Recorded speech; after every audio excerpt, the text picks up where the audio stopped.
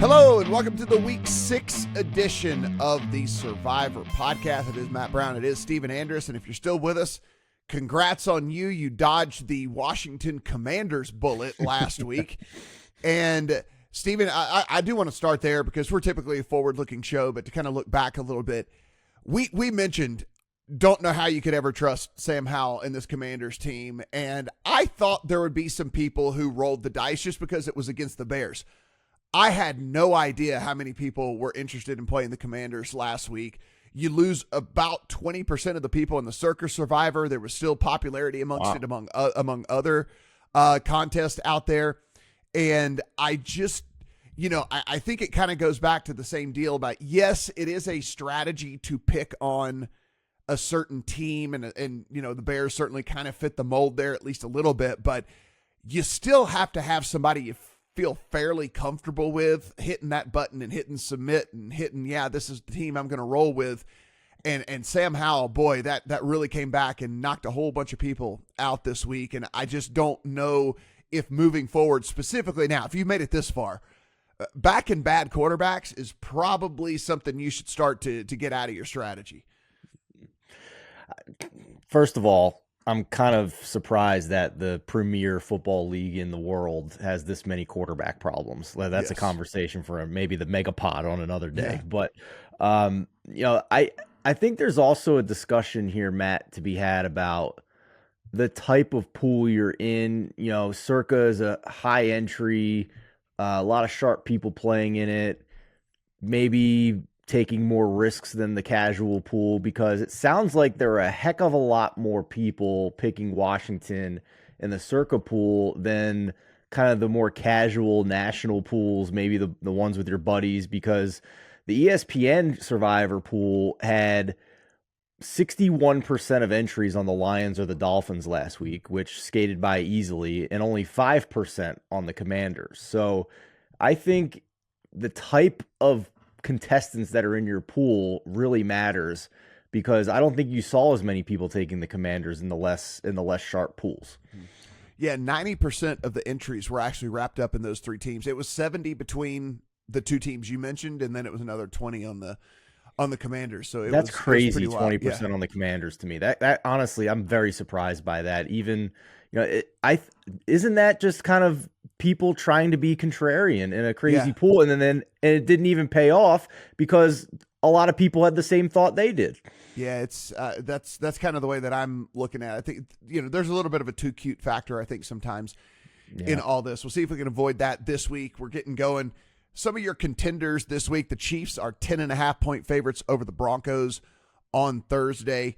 If you're talking about the big favorites out there, the 49ers are probably going to get to 6. It's at 5.5 right now at a couple of the books out there over the Cleveland Browns. That is an option for you. The Dolphins are 13.5-point favorites over the Panthers. Of course, a very likely option for a lot of people this week. The Rams are 6.5-point favorites over the Arizona Cardinals. The Eagles have gotten up to 7 now over the Jets. The Bills, 14-point favorites over the Giants. Steven, look, no matter what pool you're in, it's been whittled down pretty good at this point. So I do think that there are some fairly decent kind of, for lack of a better term, and I know, guys, the reason we're all out so far is there's no such thing as a slam dunk, but like there are three very, very obvious choices, I guess I should say. Yeah, absolutely. Bills, Dolphins, Chiefs, in my mind, very obvious choices here, all with implied win probabilities more than 80% if you were to convert the money line at Sportsbooks to a win probability. And the only question really becomes, Matt, is game theory. Do you want to just take somebody else because more people are going to be on these teams, so you want to take the less popular team? The second question becomes future value of these teams. So to me, the number one most obvious choice with a bullet is the Miami Dolphins because of this upcoming schedule that they have. They get the Panthers in a great spot here this week. Obviously, we don't really need to go into specifics of the matchup. The Panthers are a dumpster fire right now. Frank Wright's having press conferences about his weekly meetings with the owner, talking about how bad things are going. It's not good there. After Carolina, Miami is at Philadelphia, home against New England, which played them pretty tough in week 2. Home, actually, this has an asterisk on it. A neutral site. Is this like in Berlin or something against Kansas City? Regardless, they're playing the Chiefs in week 9. Week 10 bye, can't use them there. And then you could start talking about maybe using the Dolphins in games against the Raiders and the Jets and Washington. So you're going to have to wait at least a month before you can use Miami again. So it seems to me that's going to be the most obvious play this week and certainly going to be one of the 3 most popular picks. Yeah, this was what we were talking about last week, that if you didn't use the Dolphins last week, you were just using them this week. Like it was if you're not using them last week, you're using them this week, and then you're moving on from there, because this, as you mentioned, that game against, you're never using them against the Chiefs anyway, but that game's over in Germany and all of that. And plus, look, we always talk about what you're getting in these teams. And so you're getting the best version of the Dolphins that you can get through these weeks, but we get news just this morning. Their dynamic playmaker rookie Devon Achane going to miss multiple weeks for the Dolphins at this point. And so we're getting to that point in the season as well, Stephen, where we want to take advantage of when we have health out there for some of these teams. Like, Achane's going to be gone. They are fortunate enough to have Mostert. They have Jeff Wilson, who is now eligible to come off of IR. They'll probably open the window on him. And you still have Tua healthy. You still have Waddle healthy. You still have Tyreek Hill healthy. They're still in a pretty good spot, right, with all of this. And against a team, as you mentioned, in the Panthers, that just has no shot. I mean, they just can't move the ball at all, right? And so that said, the Dolphins, now that Achane goes down, they're one more injury away from you feeling a little queasy about having to use them, right? And so this is the time. Get them in there. Go ahead. Do what you got to do, and you move on with that. If you've already burned the Dolphins, and if that happens to be the case for you, the Bills are likely still available for you then at that point, if you have already burned the Dolphins. And with the Bills, we know what's going on with the Giants. I mean, it is Daniel Jones may or may not even play. And if he does play, he's going to be playing with a neck injury. They don't have any dudes. The offensive line might be historically bad. Like, quite literally might be one of the, if not the worst offensive lines we've ever seen in the history of the NFL. Yeah. And so, like, I get it. You know, look, we kind of called this on the Megapod last week. Like, the Bills were just in a bad spot last week with that, and so I don't hold that against them really all that much. They should pound the Giants. They are going to pound the Giants, and so with that, it's really two-way traffic for me this week in the Bills and the Dolphins. And I guess in a very weird scenario that you don't have either one of those available for you, I don't hate Rams over the Cardinals. They should win. The Cardinals, they're all right, but the Cardinals are still losing these games and stuff. And so I don't hate Rams over Cardinals, but it would be a distant third for me. So if you want to kind of rank the teams that you just mentioned based on popularity, I would invite everybody to check out the Pool Genius link down in the description. It will give you a ton of different Survivor tools. You get a 3-day trial for signing up. It'll give you not only the ownership percentages across all the national pools, it'll give you the optimal path moving forward so that you don't have to try and compare and contrast different schedules. And they'll do that by biggest chance to actually make it to the end if you don't care about splitting your winnings with other people. And it'll also give you the highest expected value if you want to be a little bit more risky and try and be the sole survivor at the very end. So that they'll give you the best percentages. What I can tell you, at least right now, and we were recording on Tuesday morning, and the percentages that ESPN shows you for free, put a big asterisk next to it because it's very early in the week. But so take this for what it's worth. But it looks like the Chiefs on Thursday night are going to be one of the more popular picks right now at 21%. The Dolphins will be the most popular pick at 29%. And then the third most popular pick appears to be the Buffalo Bills at 12% against the Giants. So a couple of those teams you mentioned, the Rams in particular, less than 10%. That is attractive to me at this point if you're getting a team at less than 10%, Matt. Yeah, I the reason people are going to say, wait, why didn't you say the Chiefs? It's short week game. It's a Thursday game. Kelsey's probably going to sit because of the ankle thing. They don't need him really necessarily versus the Broncos, but it does take away again. Explosive, right? The offense is not explosive like it was a few years ago. So it's just, for me, short week, likely no Kelsey. Could some weird stuff happen?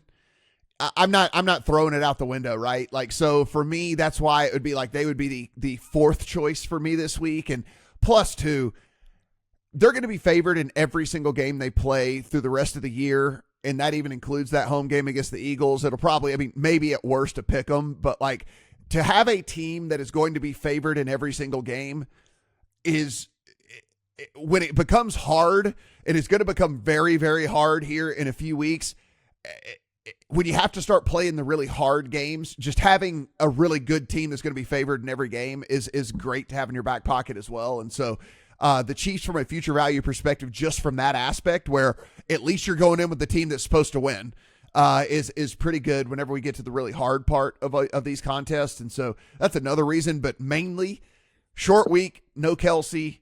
And that's not official, by the way, but like everybody is speculating, kind of these beat writers are speculating that there's no real reason to run him out there with an ankle injury on a short week against the Broncos when you could take the 10 days to get him healthy.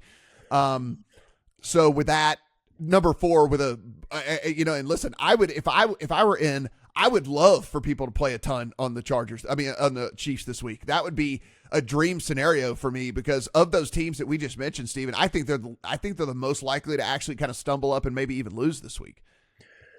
Let's not forget Russell Wilson, in the midst of the Nathaniel Hackett dumpster fire last year, played Kansas City tough twice, including only losing by 3 at Kansas City, and also another 1-possession loss before that. In the 2 games against Kansas City, Russell Wilson had 6 total touchdowns and only 2 interceptions. So, they could definitely be plucky in this game. They could be spunky. So, if there's going to be a high percentage on Kansas City and they're not at full strength, that's an obvious team to just hang on to for down the road for me. I completely agree with that.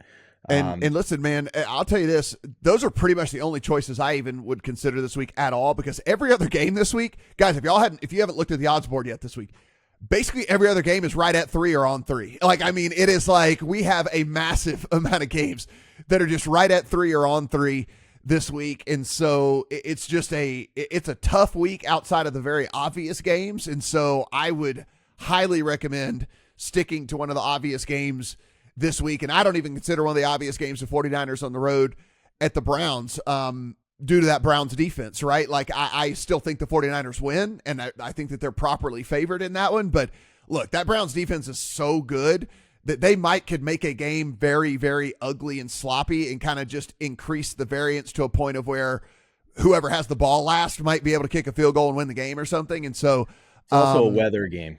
Yeah, right. In that weird part of the continent that's going to be experiencing that stuff this week. So yeah, I don't really even consider that one of the games this week. It really and truly is either the Dolphins, either the Bills, or the Rams for me, and that's where my entries would go. I'm going to lay off the Bills just because their defense is decimated right now, and it probably won't matter because the Giants' offense has shown absolutely nothing. But I will say, first of all, go listen to Beat the Closing Number, because Eli has already bet Denver to cover that spread, and Mo's thinking about parlaying it with the over. So if you don't believe us that the Chiefs might be in a closer game than people expect, go listen to them and all their reasons why. And then secondly here, the Bills defense has a ton of injuries that probably won't hurt them this week because of the level of opponent they're playing. But when you have a defense that's as banged up as they are, it at least could make things interesting. So we'll see. Probably doesn't because of the Giants' offensive line that Matt diagrammed. So if you don't care about the popularity of a pick, then it is clearly the Dolphins as the top pick this week. If you want to get a little bit interesting, I'm still not taking the Chiefs or the Bills for the reasons that we talked about. And I am probably looking at the Rams or the Eagles this week, Matt. That's kind of where my eyes have gone.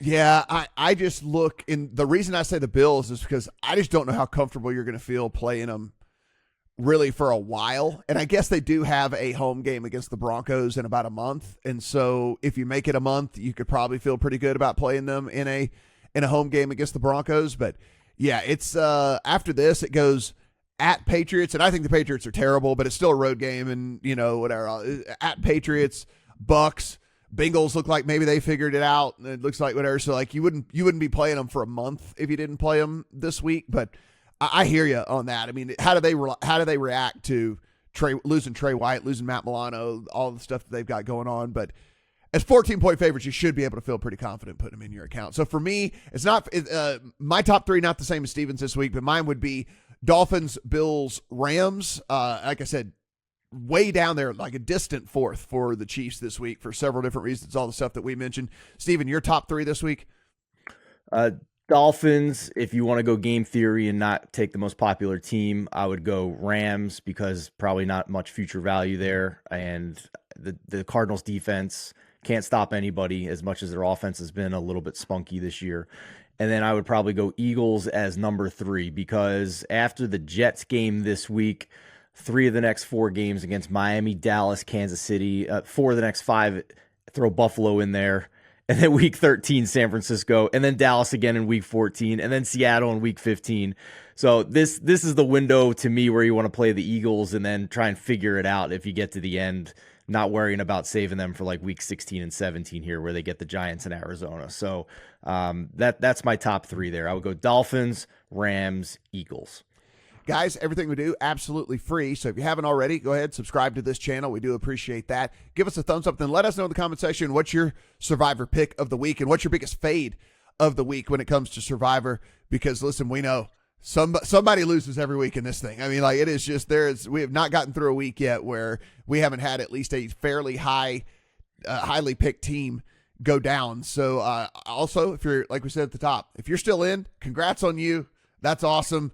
It has been a tough season. So good on you. And you should feel good about getting to this far in the season. Cause it's been brutal. It's been an absolute bloodbath. If you go to homepage over at Lions.com, upper right-hand corner, you're going to find the little Discord button. Of course, you can go in there and you can talk this through with everybody throughout the course of the week before you have to put in your selection. That is also absolutely free at the Lions. Good luck on your week 6 Survivor pick.